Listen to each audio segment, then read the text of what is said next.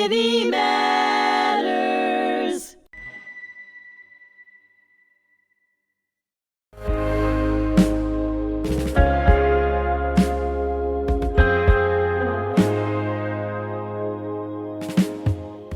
I'm your host, Bernie Furshpan, and today's episode of Ordinary Heroes on HMTV, my very special guest, Larry Russo. No ordinary hero. He's quite extraordinary in what he has been able to accomplish.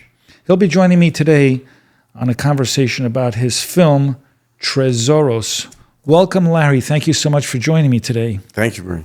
Trezoros. It's the Lost Jews of Kastoria. It's a 1 hour, 26-minute PBS documentary that first aired on April 2, 2018. The film weaves through never-before-seen pre-war archival footage with first-person testimonials to resurrect the vibrant Jewish community of Kastoria. Many people didn't know there were Jewish communities in Greece. Exactly.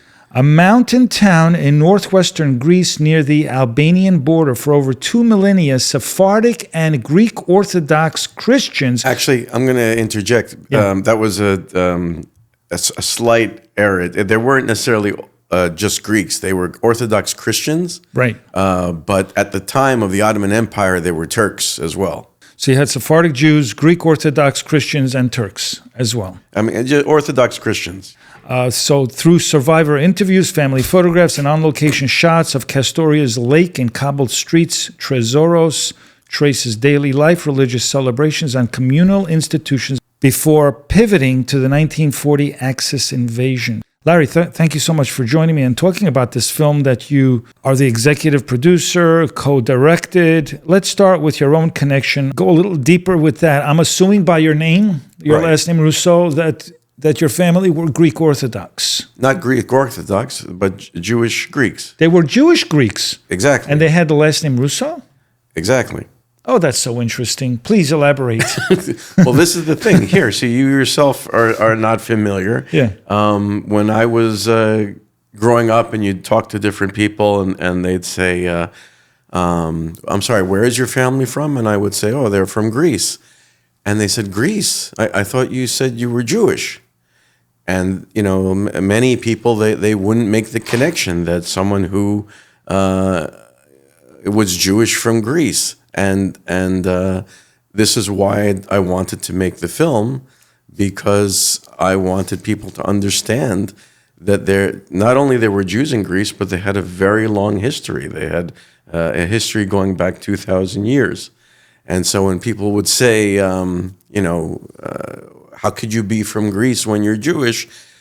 This is why I wanted to make this film. So people, there were Jews in Greece. They had been there for thousands of years. They were good people, and they should be remembered. That was the reason, the inspiration to make the film.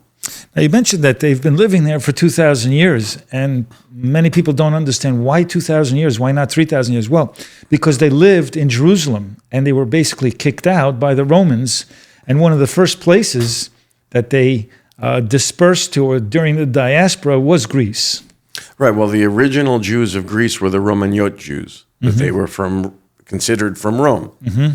And from what I don't remember the exact history, but I think they were on their way to a different part of Europe, and they were on the boat, and they ended up arriving in Greece, and they were in Kastoria and in Ioannina. Ioannina has a big Romaniote community. And then what happened is that years later, after the Inquisition, when the Sephardic Jews arrived from Spain, there were so many more of them that they kind of overwhelmed the culture of the Romaniotes, and so now it was more considered Sephardic. But still there are Romaniote communities. The word Trezoros, which means treasure. Right. Why was this title appropriate for this film? Growing up, we had a lot of Ladino words from our parents. They spoke Ladino in the house. Mm-hmm. They only spoke Greek when they didn't want us to understand. But there were a lot of terms of endearment, like las criaturas, los trezoros. So they used to refer to the family and the kids and the children, los trezoros. So treasures, and when I was trying to come up with the proper way to express what the movie's about, which is about the memory and the history of all these people that were lost, that they were good people, it seemed like the appropriate term. You know, it's funny that my parents also called their children, myself and my brother, their treasure. But they used a different word. They used the word oitzo. In Hebrew, otsar means treasure. And so I wonder if it's a Jewish cultural thing to call children their treasure. It's pretty incredible. Yeah. When was this film, how long did it take for this film to be produced?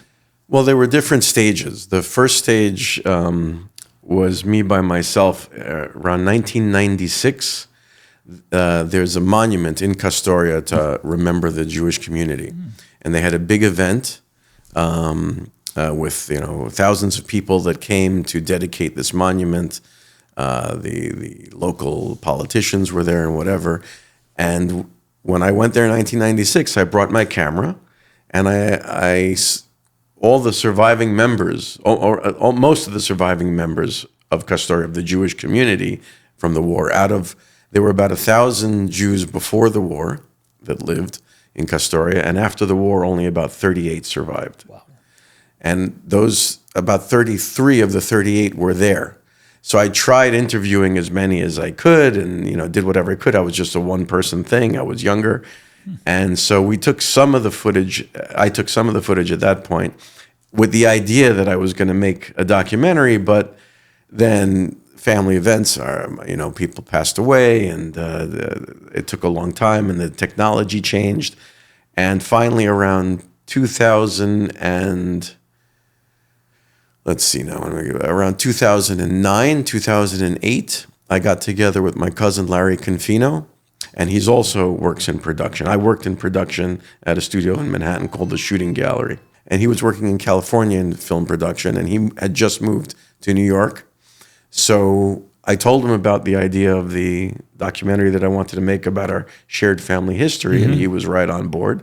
So we ended up working together. So to answer your question, from 2009 until 2015, when we had the first screening, so that's 6 years. 6 years. But there was a lot of stuff beforehand. So I would say on average, it took about 10 years. 10 years altogether. Did you get cooperation from those that gave testimony? There were a couple that didn't want to be on camera because they felt that they didn't look the way they wanted to look. But everybody was very cooperative in giving information and testimonies, at least written. But there were 2 or 3 that didn't want to be on camera. How did the story affect you personally? I'll put it this way.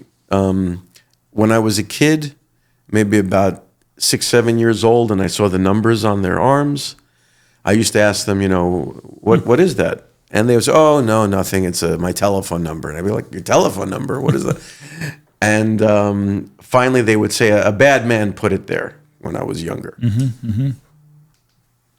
Okay. I didn't really get the gist of it. And then, of course, when I went to school and I started studying World War II, and I learned about the Holocaust, and I learned about the numbers on the arm, I was like, holy, this is what they went through. They never really spoke about it, in my younger years. And when I realized that those numbers were indicative that they went through that hell, and that's why it answered the questions. I never had any grandparents. My friends and people had grandparents. I was like, why don't I have grandparents? And that all the math came together when I was about maybe 10 or 11 years old. And to answer your question again, I got angry. I remember reading the books and seeing Hitler's picture and having the urge to kill him. I hated the whole concept that that's what happened. And then, of course, as years passed, I learned more, and I learned a little bit more of the specifics and the people in the town. And so to answer your question, it affected me deeply. And I felt, here's one thing, is in my parents' bedroom, they had the pictures of their parents, my dad's parents and my mom's parents. They were 2 different pictures. And when I was growing up, I'd look at those pictures and I'd just be like, oh, I guess, that's for years ago. I didn't know the history. And then when I learned the history, whenever I'd be in my parents' room and I'd look at those pictures, I would get emotional. And I felt an obligation, a responsibility to tell those stories. We have parallel lives because I have the same experience. I think my first reaction was anger when I heard the story. I was really angry. Yeah. I wanted to go back there because the collaborators were their neighbors. And there was coexistence before the war. Yeah. They traded beautifully. They got along well. Same story, right? They got along well. The Greek Christian Orthodox and the Jews, but it unraveled very quickly. This is a point of contention, actually. When we had screenings of Trezoros, there were people that would come up afterwards, and they loved the film, and the majority reaction was very positive. But there were those who pointed to the negatives because there were Greeks that turned over Jews. The Greeks, some of the population are notorious for being anti-Jewish. Greece did not have a great history in that. But from my experience of talking to people and finding things out, is they still represented a minority, a relatively small minority. They got the headlines and they got the things because they would do stunts and do things to hurt Jews. But there was a lot of good, especially in the smaller towns like Yanina and Kastoria and Veria.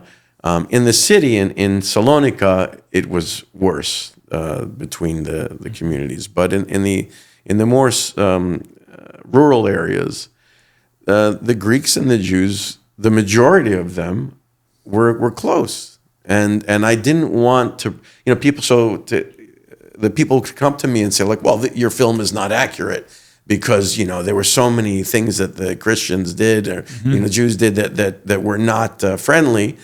I'd say, like, it happened, but we didn't want to focus on the negative. We wanted to focus on the positive. I mean, the negative is represented. Right. But the larger story is that the good people were there. There was a lot of good things that happened. So we did focus on that more because I wanted a more positive perspective on it. I mean, I talk to young people all the time. I tell them that what I discovered was there was a lot of good people saving, rescuing, and feeding Jews and hiding them. And they risked their lives. In fact, absolutely. There was a whole family that was in a house that was burnt down because they harbored my dad. My dad ran out, and they burned the house down with the family. I read that, yeah. And unfortunately, it happened a lot. And a lot of people took these chances and these risks because they knew what was right. Those are the heroes. I mean, those are the heroes. To risk your life for someone else that... These are upstanders. But, it's understandable that most people wouldn't take that risk. Right. It's understandable. It's scary. You don't want to put your children in harm's way, for sure. There was a famous story of a small village in Greece that I believe it was an island, and the local bishop or the leader from the Orthodox Church, when the Nazis came to him and asked about Yakinos, I think was the name, when the Nazis came to him and said that we want a list of all the Jews in your town, he wrote down a few names, and the names that he gave the Nazis were his own and the mayor and, just a handful of leaders of the town. It was like, if you're going to take the Jews, you're going to take us as well. Wow. So that's powerful. There's another documentary that tells that story in detail, and it's amazing. Yeah. So they were loyal. They were loyal to fellow. They were human. They were loyal to their fellow human. They didn't see them as an alien or an enemy or they were brothers and sisters, and they weren't about to give them up so easily. Yeah. How was your film received by the audiences that are both Jewish and non-Jews? It was very well received, thankfully. And what about the Greek community? The Greek community, for the most part, was also very positive. Absolutely, I mean, again, there were one or two that came up, and pointed out things that, like I said, that I didn't show some of the negative stuff, or that everybody, you're always going to get different perspectives, but 99% of the reaction was overwhelmingly positive. The film Trezoros, how do you use it to teach tolerance today? It was distributed on PBS. It was nationwide, so 82% of the stations aired it in all parts of the nation. It's been aired in Greece. It's been aired in Italy. It's been aired in other parts of Europe. We were at festivals and screenings, so we tried to get it's viewed as much as possible. And right now it's streaming online. If you go to the website trezoros.com, you can view it online. And the fact that we tried to focus on the positive. Again, we told the story as in a full way as possible, but because we tried to express the humanity that was in there, I think that it comes across, and people do get the message of tolerance, and that we're all in it together, and that we can't allow the extremists who promote hate and divisiveness to control the rest of, to influence the rest of us to a great deal, which unfortunately I think today is an issue. I mean, when you made the film, social media was not the biggest thing. Now it's the biggest thing, and it can sway people's opinions very quickly. Whereas it took Hitler 12 years to convince people that his party should lead the country, today it takes seconds for people to be manipulated and lied to. And how can this film help, sway people's opinions and tell them the truth about what can happen, right when hatred is unchecked? If people seek it out and watch the film, I believe they will come away with a... Have you heard stories where it actually makes people act in a certain way to become more active in promoting tolerance? Well, yes. I think people who've seen the film, actually some of the films on other stories of Greece, I think were inspired after Trezoros came out and got some press. Mm-hmm. People came up to me and said, "Oh yeah, well, there's this story about this happened and that story that happened," and I was like, "Well, tell it, tell these stories." And, right. And there were some other documentaries that came out afterwards, so it did help inspire people to want to tell that story, which I'm very grateful for. And just I would ask anybody who's interested in the subject to watch the film and learn, because everything in the film is factual. Everything that we we were very careful about making sure that we represented the history accurately, which is something that you get a lot of these docudramas and drama documentaries that take liberties in the way that they express the history, and I don't like when that happens. Have any schools shown it to their students? Yes. Larry Confino, I know, had gone to certain schools and universities and presented it there. I couldn't tell you a list. Right, I understand. But yes, the answer is... But there is interest there. If you had one message for listeners who are moved by Trezoros but unsure how to act, what would you tell them? Just keep an open mind, and the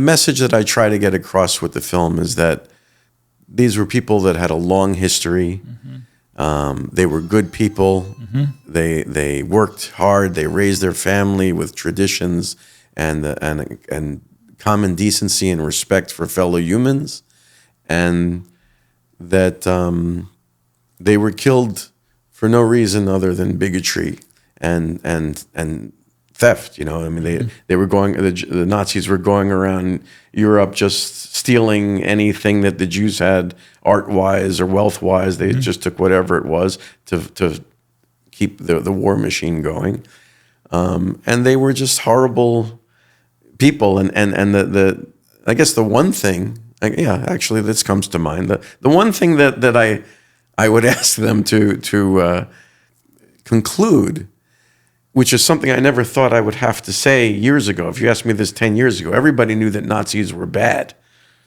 And today, it seems to be a gray area because, like you say, in social media and online, there's a lot of misinformation.